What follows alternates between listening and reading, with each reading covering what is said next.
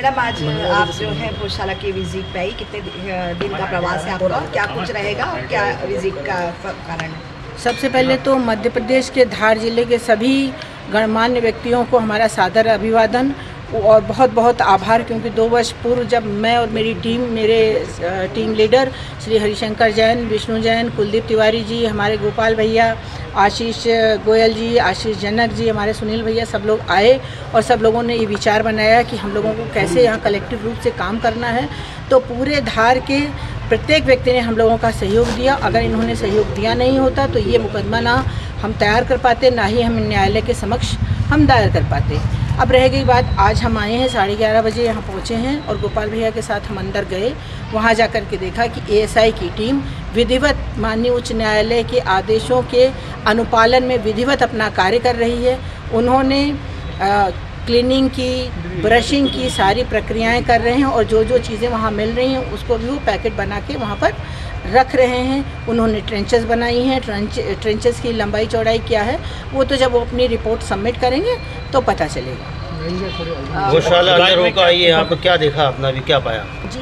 भोजशाला के अंदर होकर आइए, आप क्या देखा, क्या पाया? देखिए, भोजशाला के अंदर हम आज पहली बार नहीं गए, हम इसके पूर्व भी कई बार जा चुके हैं। हर बार जो दिखता था वो ही आज दिखा और पूरे धारा नगरी के लोगों को जो चीज़ें भोजशाला के अंदर दिखती थी वही चीज़ें मुझे आज भी दिखी और अगर आप भी जाएंगे तो वही चीज़ें आपको दिखेंगी जिसको लेकर के हमने मुकदमा दायर किया। सर्वे में टीम ने क्या क्या किया अभी तक?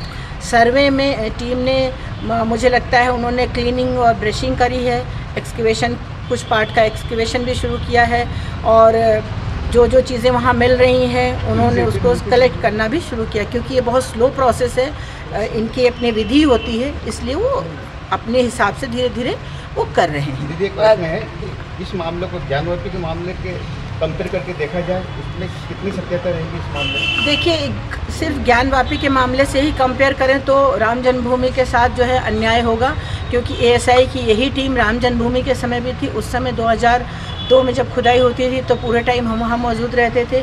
ज्ञानवापी में भी विष्णु जैन रहे और हम लोग भी रहे। तो अगर हम ये देखें, एएसआई एक इंडिपेंडेंट अथॉरिटी है, इनका इन्वेस्टिगेशन पूरा थॉरो और साइंटिफिक इन्वेस्टिगेशन होता है। इन्वेस्टिगेशन करने के बाद ये फोटोग्राफी, वीडियोग्राफी जो आज चल रही है वो बनाते हैं, उसके बाद अपनी रिपोर्ट, डिटेल रिपोर्ट सबमिट करते हैं, कोर्ट के सामने प्रस्तुत होती है। अब तर्कों और दूसरे ऑब्जेक्शंस के, आपत्तियों के आधार पर कोर्ट उसको एडमिट करती है, लेकिन एएसआई की रिपोर्ट वैज्ञानिक रिपोर्ट है, ये एविडेंस एक्ट के तहत एक इम्पॉर्टेंट साक्ष्य के रूप में ग्राह्यबान होती है। पीछे खुदाई भी हो रही है, पिछले हिस्से में कुछ उत्खनन या खुदाई, मिट्टी हटाने का काम? वो मिट्टी हटाई जा रही है, वो उनकी एक प्रक्रिया है। उस प्रक्रिया के तहत कि पता लगाएं, कैसे पता लगाना है कि क्या क्या चीज़ें हैं, उसको खुदाई नहीं कहेंगे, उसको एक्सकवेशन कहेंगे, क्योंकि खुदाई तो फावड़े से होती है और बड़ी उसमें छोटी छोटी जो उनके औजार होते हैं उससे थोड़ा थोड़ा मिट्टी हटा करके वो देख रहे हैं कि उसमें क्या क्या है, क्योंकि लेयर को डैमेज होने से भी बचाना है। दीदी, जो सुप्रीम कोर्ट के जो अभी निर्देश आए हैं, आदेश आए हैं, उसमें क्या है, मतलब लोगों को एक भ्रांति भी, खुदाई नहीं होगी, लोगों को नोटिस जारी हुए हैं, तो क्या कुछ है? माननीय उच्च न्यायालय के आदेशों को चुनौती देते हुए कमाल मौला कमेटी ने माननीय उच्चतम न्यायालय के समक्ष SLP दायर की थी। उच्चतम न्यायालय ने उसमें ये कहा है कि एएसआई की जो प्रक्रिया है वो जिस प्रकार यथावत है वो चलती रहेगी, परंतु बिल्डिंग के किसी भी भाग को कोई भी क्षति ना पहुंचाई जाए, किसी जो बिल्डिंग के जो बने हुए कंस्ट्रक्टेड पार्ट हैं उनका एक्सकेवेशन ना हो। वो जाहिर है उनका एक्सकेवेशन हो भी नहीं रहा था, जो वो जगमोहन बने हुए हैं, जो कॉरिडोर्स बने हुए हैं, उनका तो नहीं हो रहा था, प्लेन लैंड पे ही वो अपना काम कर रहे थे। बाकी अंदर की फोटोग्राफी, वीडियोग्राफी जैसी चल रही है वैसी चलेगी।